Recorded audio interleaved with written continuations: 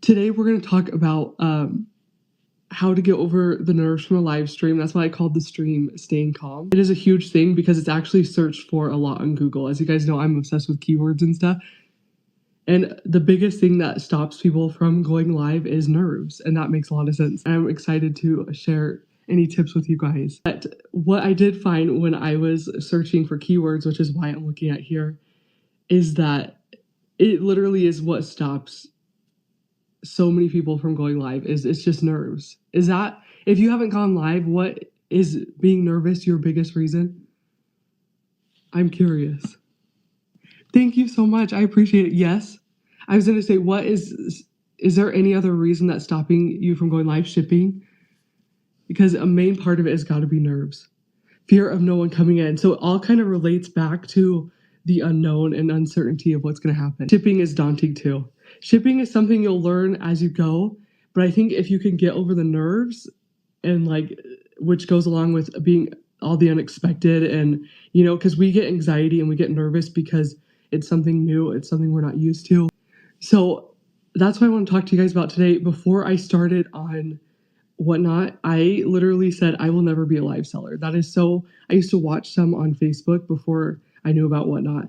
And I had a couple family friends who did Facebook sales, and I thought it was so cheesy, and I supported them and stuff, but I was like, this is so awkward. I can never. There was no way I would ever be a live seller. And so I actually started making TikToks about 6 months before I found Whatnot to kind of build my reselling business, and so I could have a place for people to, have all my links that were in my social media to take them for my reselling business. So I started posting on social media daily just for marketing purposes, and that helped me get comfortable on the camera a little bit. What I mean by it is I never thought I would be a live seller, and I think a lot of people before they start think the same thing because it is a newer concept, even though it's been going on for a little while, maybe a few years or so. It's just starting to boom, the live selling, the live selling world. And so that is why as humans, we're just naturally nervous and scared of things that are new to us because we don't know what to expect. After I found out about Whatnot, I said, why not just try? And you guys, if you are like me, before my first stream, I was literally sick to my stomach for the whole day. So my first stream was super late at night, like 10 p.m. And I was sick to my stomach all day. Absolutely felt like I had a stomach bug. That's just how I get when I'm super nervous about things. And I could tell you the second I press go live, and this sounds so cheesy and weird, but it's true, all the nerves dropped. It's something about before you press the button to go live that is just, because once you go live, you realize it's just fine. Everything's okay. For some reason, the nerves working up to it is the worst part. And so now anytime I feel any types of nerves, I relate back to that time when I realized, I was fine as soon as I pressed go live. So I'm going to be fine this time too. I don't set goals every live. Sometimes days are really hard and my only goal is to go live, period. Is to press go live. Even if you guys have seen me have 10-minute shows, I say, hey guys, my kids are acting up. I'm tired. I have no inventory. But you can go live. Everybody thinks you have to go live for these marathon shows. It's not the case at all. There is endless possibilities. If you can go live and sell a couple things, go live for 5 minutes, chat with your audience. Every time you go live, it's building and you're getting more comfortable. You're going to gain something positive from every live stream. You're either going to mess up and learn a lesson, you're going to meet new people, or you're going to make sales, right? Something good will come out of that live. Just show up and try. I'm going to challenge all of you guys to do that because I remember that being the biggest reason I didn't want to start. Now I'm so much more comfortable with it, and it's definitely not anything I ever thought I would do. A lot of people don't look at me as a very serious seller and Whatnot, and I'm okay with that because I take a lot of pride in that. I'm being honest. I don't have nonstop inventory. I don't have truckloads. I don't have iPads and $100 giveaways every 5 seconds. We are looking at everything around us and we think we have to do these same exact things as everybody else.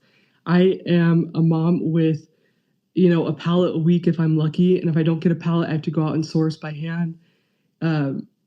sometimes I don't have inventory and I grab stuff from my closet. I go in my basement and find old things.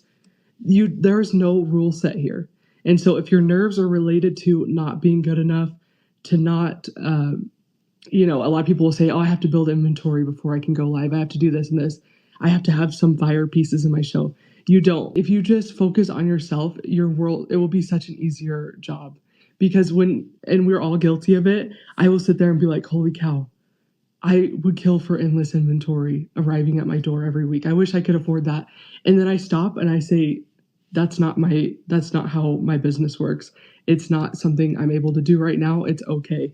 And guess what? I've still been able to keep this as my full-time job and pay the bills, even without doing it the way that you're supposed to. Do not compare to other sellers. Everybody's life circumstances are so different. And so I think that's another thing that gets people nervous is, I don't have anything good enough. I can't run a fun show if I don't have all these perfect, amazing items and pieces and deals. And that's actually where my creativity has sparked. When I do Deal or No Deal and any type of random show I do, it all sparked from having hardship of not having a perfect show, if that makes sense. Those ideas come to me when when I'm in need of an idea to. My creativity comes out when I'm, I guess, desperate for an idea for a show, if that makes sense. Challenging yourself to go live without the perfect setup is one of the best lessons I've ever learned. So now I've learned so much from those times I haven't had being prepared. And I say, you know what, that actually turned out to be one of the best live streams I've ever had. Another example is, I have a community I love on here, and I adore everybody who hangs out and is in my shows when they can be. And I understand when they can't be. But that was also built from not being focused on selling 100% of the time. Because in live selling, a lot of people will disagree with me. But inventory is not the front runner. It will pull people into your shows, but you will not build a long-lasting connection with those people until you start showing a little bit of yourself and focusing on that too. Yes, entertainment factor. Yes, and being nervous that there's not a lot of people in your show is completely normal. When I first started out, I had like a really small, fun group I hung out with, and I thought it was like a party. It didn't, and that's why I love starting out, is because you learn more as you go. I actually think there's less nerves when you first start out. Obviously, going live makes you nervous, but I think because I was so relaxed and I didn't feel like a lot of pressure because it was a smaller group, that's how I grew. Is because I felt more like myself. So I would focus, growing organically makes sense because it might be overwhelming. Exactly, unicorn, exactly. You will get more and more comfortable as you go live every time. And you'll get to know the people that I have people who still hang out with me. Obviously, a lot of people have run away scared, and that's okay because those aren't my people. And you just learn that people will come and go nonstop in your career and whatnot, and that's okay. I'm grateful for when people are able to spend time and support. I still have friends that have been here since day one, literally. And there's some of those friends that have never bought a thing from me. And I think that's where we forget, you should be grateful for people that show up and support in your life, regardless of how big the number is. You should be grateful for people showing up for you daily, regardless. Never expect anybody to buy, because those are the people you have to remember got you through the hard parts in the beginning of this journey for you. If you can ignore the viewer number in the beginning, it helps. Yes, exactly. I went through a time, and if you guys watch my YouTube, it's the same name as here. I talk about it, and you'll see last year I made like a few videos in a row talking about this. I had a few hiccups in the road, as some of you may know if you've been with me for a while, and that really affected my consistency on obviously viewership is not the most important thing, but my viewership has always been up and down. That's just how it goes. I think it's natural. But obviously during this time when I made these videos on my YouTube, it was probably some of the worst time with that. And I remember I was a year and a half in, and I still put a sticky note over the numbers for a few weeks because it was driving me nuts. And so as much as I want to say like it never matters to me, I know now that it's not like the most important thing, and I've learned that as I've gone on. Some of my smaller shows have been my most successful, but you learn as you go on that you have to if it pops in your head, anything about numbers, cover it with a sticky note. And I didn't come up with that idea. A lot of other people have. But I talked about that in my YouTube video. I was so like down on myself those few weeks. I had to start doing it to get back on my feet and feel normal again. That's why I wanted to bring in that subject too, because I feel like this all ties back into being nervous. I am always, though, I feel most nervous when I feel like my show isn't good enough.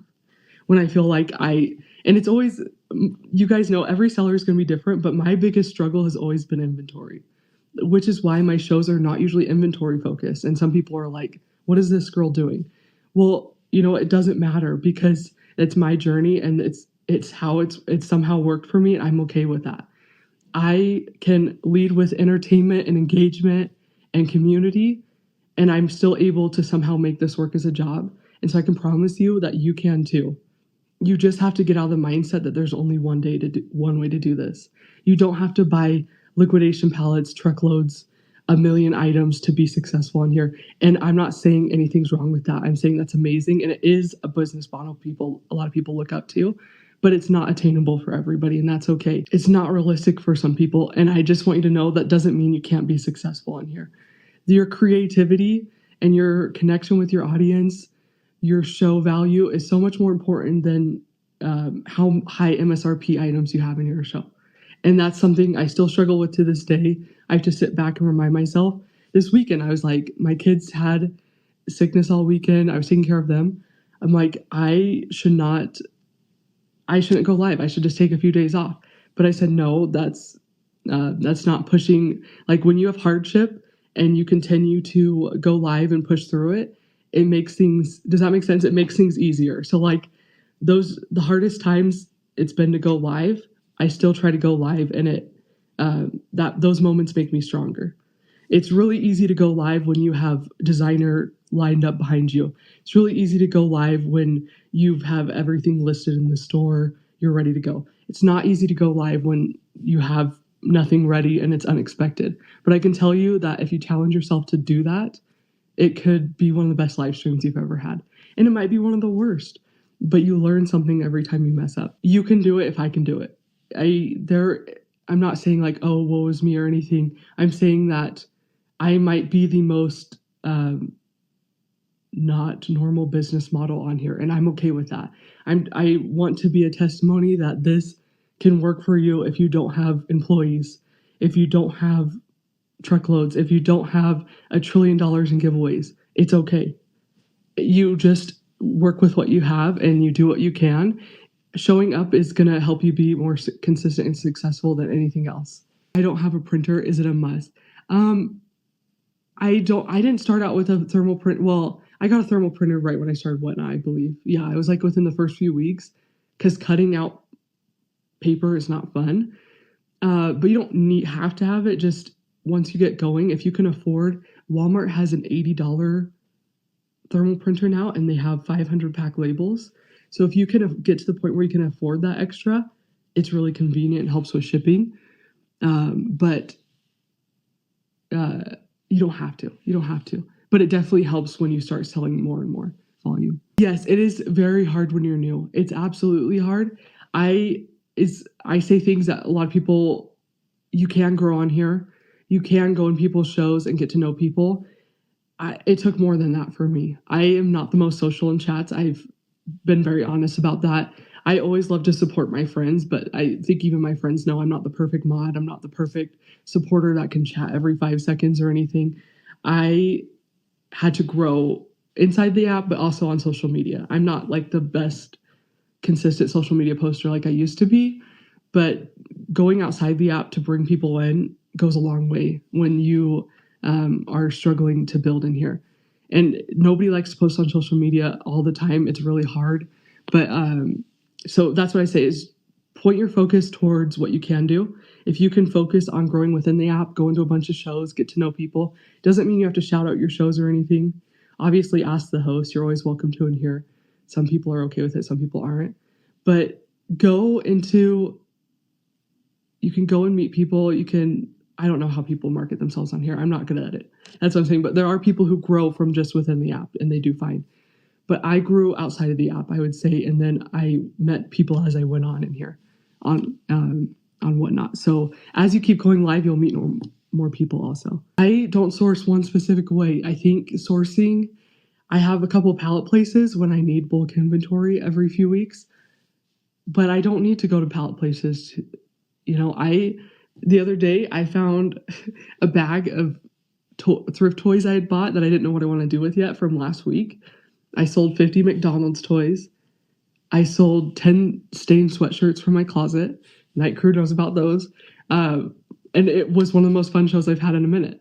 And that's what I'm saying. I had nothing ready, and that was the most fun I had in like 2 weeks. It doesn't matter. It's totally up to you. Just because the average show on here isn't doing what you're doing, that's okay. It's okay to do completely something different than everybody else. It actually will probably help you and help you stand out more. If you are like, I can't buy inventory, I can't do that, I can promise you everybody has a junk drawer in their house. Clothes that they have had hanging up for 6 months that they don't want to touch. Not that they don't want to touch, but they haven't really worn it as much as they want to, that makes it necessary to keep. Just, there's got to be something in your house. You can always start with stuff at your house, then go to the thrift store, then ask family and friends, neighbors for stuff they don't want anymore. The possibilities are endless on inventory. You don't just have to get pallets and liquidation inventory. It's very nice and it's helpful when I need to sell bulk, but I don't have to get it every week. $1 starting bids is something I go back and forth on because it depends on what I'm selling, and it's definitely something I've had to switch up. When I first started for the first year, I did $1 starting bids, and this is where you guys can laugh at me and learn from me.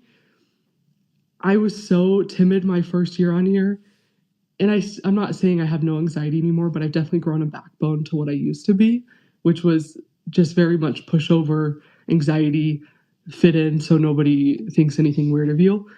But I started everything at $1 because I'm like, oh my gosh, everybody doing good on here is starting at $1.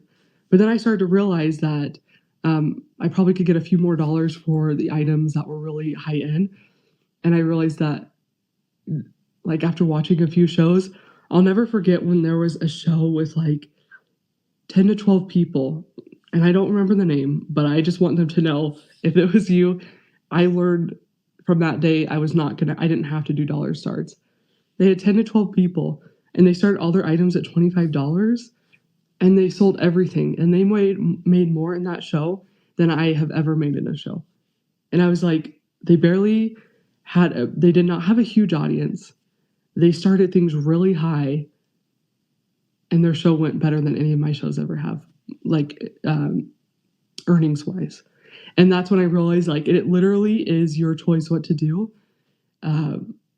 You just have to be confident in your start prices.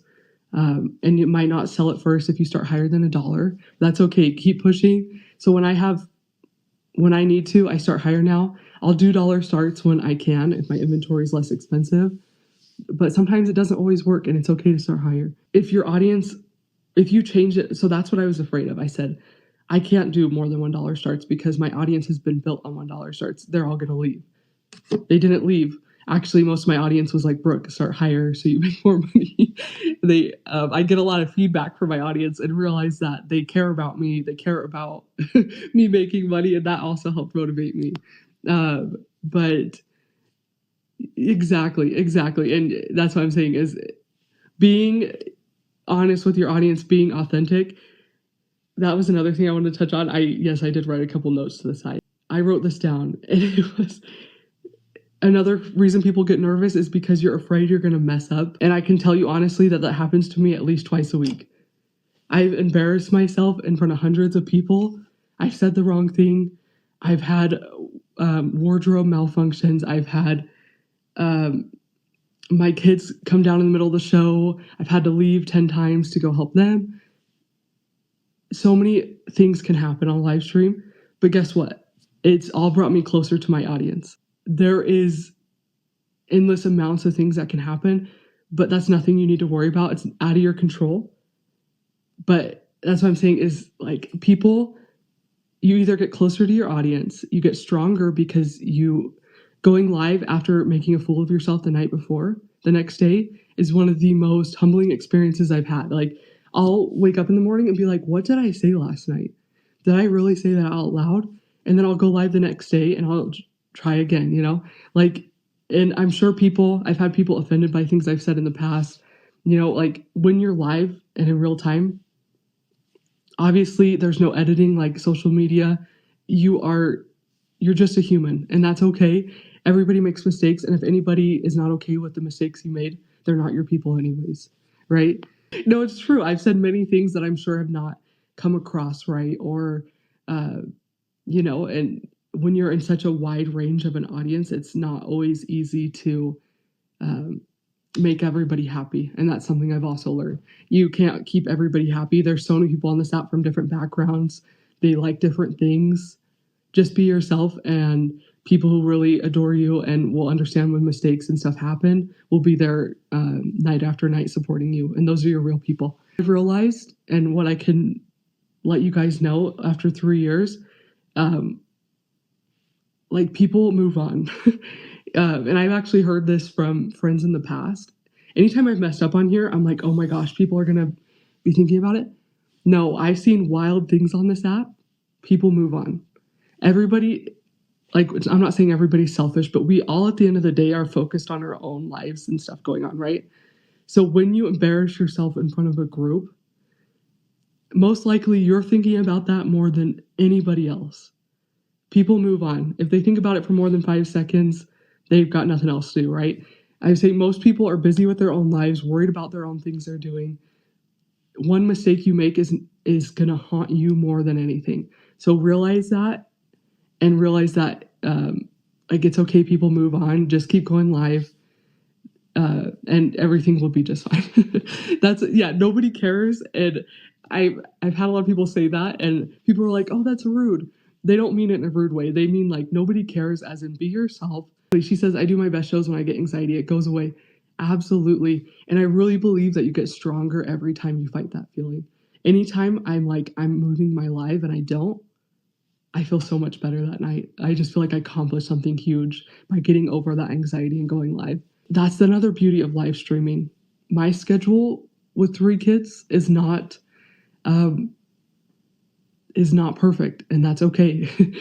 I can't stream 9 to 5. I really wish I could. That would be awesome to treat this like a real job. And I mean, it is a real job, but you know what I mean? To have like those really consistent professional hours. But guess what? That's not my life, and that's okay. So I stream when my kids fall asleep, and usually it's around the same time every night. There's people who have live streams at 3 a.m. and they do amazing. Dee streams super late every day, and she has an amazing community. Like, there is people on this app all day, every day. Find a time that works best for you. I always say, like, if you're growing, try to be consistent around the same time. So if you feel like you are most available during a certain time of the day, try to schedule your shows around that, because being consistent will help you find the audience. Like, some people are only on the app for a certain time of the day, right? So there's a lot of day people that I've never met before, and that's okay. That's just like, there is groups of people on the app at different times of the day. There's people who are only on in the morning. So if you're going on consistently, you're going to have that same group of people start to get to know you and show up for you every day. And so a lot of my people are nighttime people, and a lot of them are here today too, supporting. But I've built that community just from being consistent at the same time every night. When I have anxiety, if you guys can relate, I will think of like the worst case scenario. This happens a lot with like people anxiety too. I always think that people are assuming the worst, like, or that they think I did something wrong. I will catch myself in a mindset if I'm tired, if I'm stressed, where I think everything negative possible can happen. A lot of things are just in your head, and that goes with a lot of things in life. You might assume all these bad things could happen if your mind's in like a negative spiral, but I can always like talk myself out of that and be like, at the end of that day, I always look back and go, did any of that stuff happen? Or was I just overthinking everything?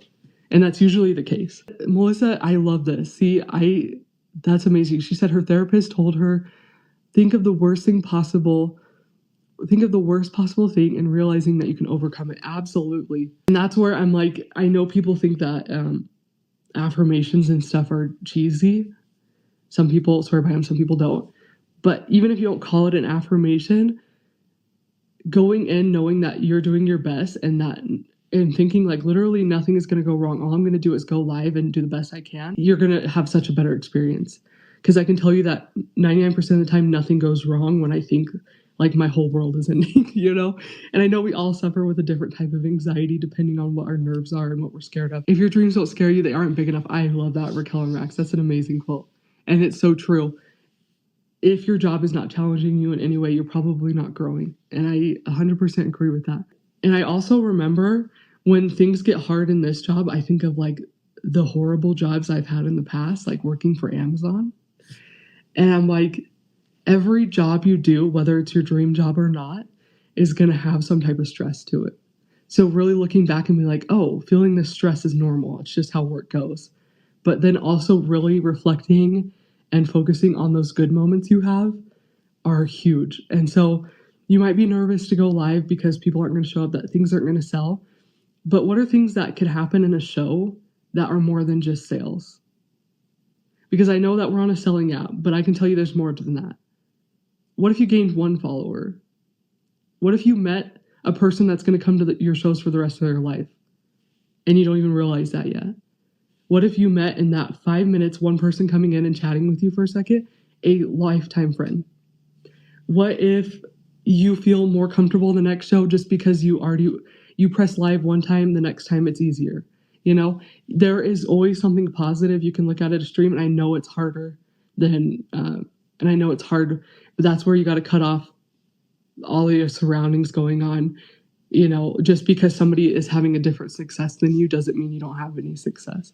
There are always items, especially on my palettes, that nobody wants, and that's okay. And you know what? 99% of those items end up selling because I will either put them in future auctions and throw them in the big pile of things, or I will list them. And you know what's funny is things that people did not want to touch in the auction for $1 will sometimes sell for a really good price in the buy it now. So sometimes it's not a good example now, but when I have pallets and things aren't selling, I will take and I will list it in the buy it now, and it usually ends up selling in a week or so. You just have to wait for the right customer. What are we all trying to accomplish with being perfect 24/7? It's not relatable. It's not like it's showing you're human and that things can go wrong and that mistakes happen is some of the most like ways, like it's the way I've gotten closest to my community. They tease me every single night about when we laugh about memories in my shows at night, it's never about anything like, oh my gosh, remember when Brooke had that perfectly listed show? No, we laugh about when Brooke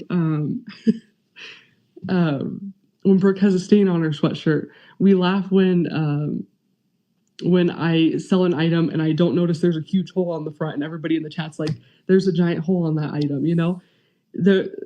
Your mistakes and things that happen in a live stream are more memorable than any perfection you've ever had. Even beyond authenticity, what's even bigger than that is relatability. People want to feel relatable too. Like they said that's even bigger than authenticity right now. They said people watch live streams. This is just live streams in general, selling or not. It's almost like a comfort mechanism is people want to feel like real life, you know, like we want to see that everybody is going through the same things, that we're all, you know, so when you act perfect, it's not going to relate with people. Being authentic will lead to relatability, obviously, but they said that that's the end goal of live streaming, and that's why some people have success with it. And that's why I'm saying success looks so different on here. And so it's hard to say like, oh, this person has success and this person doesn't. I think a lot of streamers on here, I think what we can say when we look at other streamers and we see successful, instead of saying, oh, I wish I had that, say, okay, that's their strength. But probably something you have is one of your strengths is probably their weakness. And so instead of focusing on what they can do right and what you can't do, think, hey, this is what I can do really well that other people can't. And that's going to help me stick out. So say that's great for them. That's amazing that that's what they're really good at. But I'm also good at something. And everybody on this planet is good at something. Even if you don't think you are, you just don't know it or you haven't realized, you are way better at something than anybody else is. And so that's great when you see people doing amazing things, but don't let that doesn't make you any less of a person. If you can't do what they can do, you are going to be a star in your own way. I'm going to say the cheesiest line there is, but it's true. There are things I've seen people do on this app and I'm like, that is insane. And it's very unique and very cool. I don't have music on my live. A lot of my stuff leads back to, if I'm being real, and it's just ended up working out for me. I used to listen to music in my lives, and I do during the entertainment shows, obviously, but it's usually silent because these are things I've built up over time. So I used to have anxiety about changing the song constantly. I wasn't focused on my show in the beginning because I was worried about what song was going to play next. So I just stopped and I said, maybe my anxiety about music will stop if I just don't play it anymore. And then I started having people come to the stream and people said, Brooke, we like your relaxation feel in your stream. And so I realized that you'll realize as you go on that you'll build a certain brand. And so I feel like my brand, besides my couple entertainment shows every couple weeks or so, my main theme is very calm. And it might be boring for some people, but it's something that I'm able to keep consistently and maintain. And it keeps my anxiety down to not have any distractions going on. So it's honestly how you want to run your shows. And I've built a specific audience over time because of that, the way I act during my shows. This is me, and being as close to your authentic self for most of your streams is the best way to go, because then it makes your job less stressful. So not choosing music and just being kind of like this setting is my most relaxed state, and it gives me the least anxiety. So I've built my shows like this, and that's totally fine. There's people, the hype shows on here the people are screaming, and there's thousands of people that love that. And I think that's amazing, but I can't keep up that persona. It's not me, it's them, and that's great. And that's why their people think my shows are the biggest snooze, and that's okay. And that's what I mean. And then there's people that don't like those shows, but they come to my show. And that's where you realize that you are going to build your audience off of literally just being your unique self. Because there's new people joining this app every day, and they're all looking for something different. And so why can't that be you? Why can't that be your unique show in itself? Yes, exactly. Only one votes. I had no idea. This was just supposed to be a fun thing to do on the side of my normal reselling business. And then it ended up being my whole reselling business, And that's really exciting because, like a lot of you feel right now, maybe nervous to start out. I want you to know that that's exactly how I felt. I told you guys I was sick to my stomach that whole day. I literally felt like I was going to throw up all day. I know how it feels when you first start. And I promise you that you can overcome those feelings and go live. I promise you're going to be okay. Even if nobody shows up, you are going to feel so confident to go live again and again and again once you press live that first time. Just get it out of your system. I watch really random things, but I was watching this documentary, I can't remember, but it said we can't even comprehend like how differently people look because we're all raised differently in different environments. Like we all think this. Like I think that you guys think the same as me, right? That's what our mind tells us. We have to realize that people come from different backgrounds. They're raised differently. Their brain functions differently. People might enjoy things that drive you nuts. And that's just something you realize over time. I'll be like in a show and I'm like, it's a real thought. And people might think the same about my show. I'll go in there, I'll be like, how are people watching this chaos? And they probably feel like that in my show. They're like, how are people sitting and watching this news? Like, that's what I mean. It's just, everybody thinks so differently. And so when you're just being yourself, you're doing the best you can, you're going to find your people naturally. There's going to be people that think like you, who enjoy what you do. It's not going to be everybody. And that's okay. Not everybody's going to like you. Not everybody's going to like your show. They're not going to think you're a good streamer. But guess what? There's going to be somebody that comes along later that does and thinks you're the best streamer in the world. Everybody has their own opinion, and you don't have to try to form yourself in a way to make everybody like you. And that's something and I feel like I'm talking to myself when I say these things. But there is so many people out in the world, and just because there's people who don't like your stream doesn't mean that your audience isn't waiting out there to find you. And that is what's so unique about this app, is there will literally be a streamer for everybody. So if you are a more of a casual viewer and you're like, I have not liked any streams on here, I would keep searching, because there's going to be somebody out there for you to watch that we all have like a few streamers in our mind that we like absolutely adore. So you have to remember, as a seller, hey, I might be somebody's favorite streamer and not even realize it. How cool is that? How cool is it that even if it's one person, that one person thinks you're the best streamer? That is, and as you keep going, you're going to find more of those people. And that's what you need to focus on, is building a connection with those people who do adore you and want to support you and show up every day. I know that so many people struggle with anxiety, but I'm telling you, it's normal. Don't think there's something wrong with you just because you have anxiety to go live. It is a feeling that a lot of streamers get, if not all of them, unless they've had like insane experience ahead of time. But I'm sure before they gained that experience, they felt the same way as you. So thank you guys for coming in and supporting today. It means a lot. I am good. I know I keep saying that, but I'm trying to figure out a day to have these chat shows more than once a month. Right now, they're just once a month. But if you are ever awake at night, I'm usually chatting in those shows anyway, so feel free to come hang out. You can also follow me. I haven't posted in a while, but I have a lot of videos I made in my first year on Whatnot on my YouTube channel, and it's also under the same name, Shop 801 Lane.